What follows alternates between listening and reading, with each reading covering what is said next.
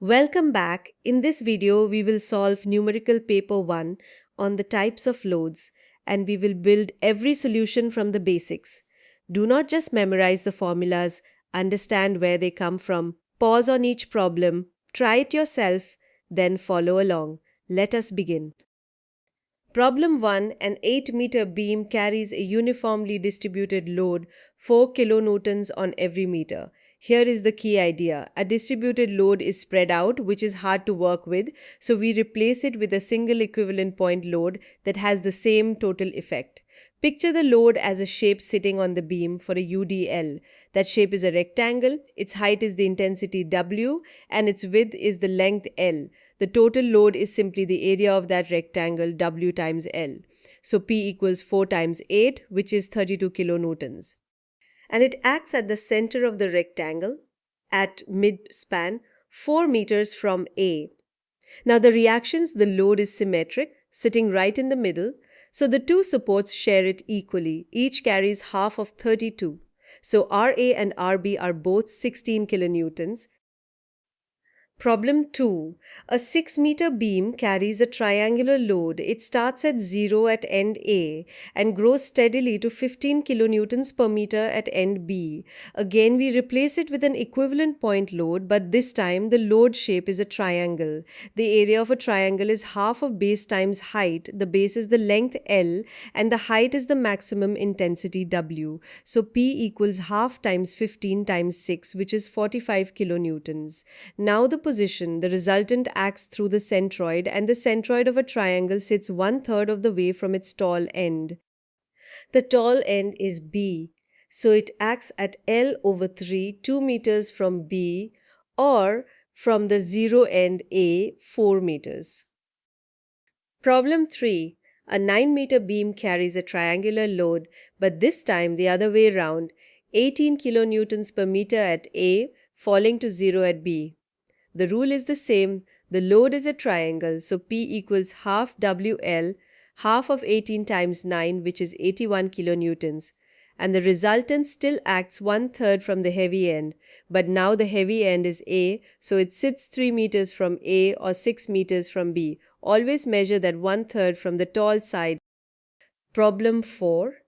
A 6-meter beam carries a trapezoidal load varying from 6 kilonewtons per meter at A up to 12 at B. A trapezoid looks complicated, but here is the trick. We split it into two simple shapes we already know, a rectangle and a triangle. The rectangle is a UDL of 6, the smaller value running the whole length.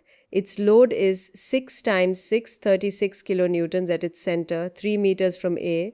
On top sits a triangle rising from 0 to 6, the extra part. Its load is half of 6 times 6, 18 kilonewtons, 1/3 from its tall end, 4 meters from A. The total is the sum, 36 plus 18, 54 kilonewtons. To find where this single resultant acts, we take moments about A. 36 times 3 plus 18 times 4 all over 54, which is 3.33 meters from A. Problem 5. AUDL of 10 kilonewtons per meter. But this time it covers only a 3-meter part of the beam.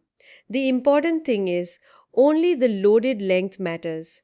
The rest of the beam is empty, so the equivalent load is the intensity times the loaded length, 10 times 3, 30 kilonewtons, and it acts at the middle of that loaded part, 1.5 meters from where the load begins. Problem 6. Now a couple. A couple is made of two forces equal in size but pointing in opposite directions, a small distance apart. It does not push the beam, it turns it. The strength of that turning effect is the moment, and it equals the force times the perpendicular distance between them. M equals F times D, 8 times 0.75, which is 6 kilonewton meters. Problem 7. Two forces of 12 kilonewtons, equal and opposite, their lines 0.4 meters apart.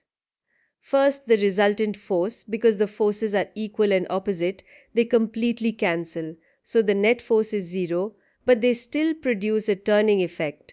That moment is F times D 12 times 0.4, which is 4.8 kilonewton meters. So 0 net force, but a real couple Problem 8. Here, two loads act together, a 20 kilonewton point load at 2 meters and a UDL of 5 kilonewtons per meter over the full 6 meters.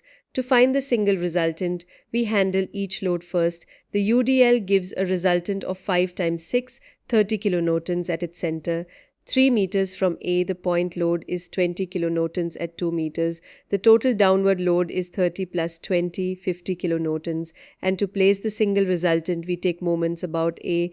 30 times 3 plus 20 times 2 is 130 divided by 50, giving 2.6 meters from A. Problem 9. A 6-meter beam with two 15 kilonewton loads, one at 2 meters from A, the other at 2 meters from B. The total load is 30 kilonewtons. Look carefully. The loads are placed symmetrically about the middle of the beam whenever the loading is symmetric. Both supports carry an equal share, so each reaction is half of 30. RA and RB are both 15 kilonewtons. Problem 10. A reverse problem to test your understanding. A UDL acts over 5 meters and its equivalent load is known, 45 kilonewtons. We are asked to find the intensity W. We simply reverse our rule.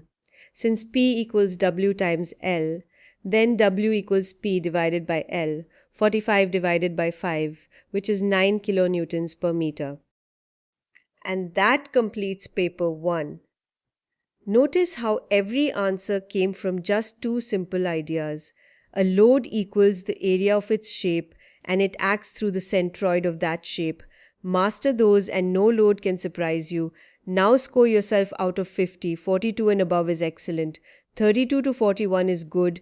Below 32, revise once more. Next, we will solve paper 2. For more MCQ practice, join our Telegram channel, subscribe and hit the bell. Keep it simple, keep it civil.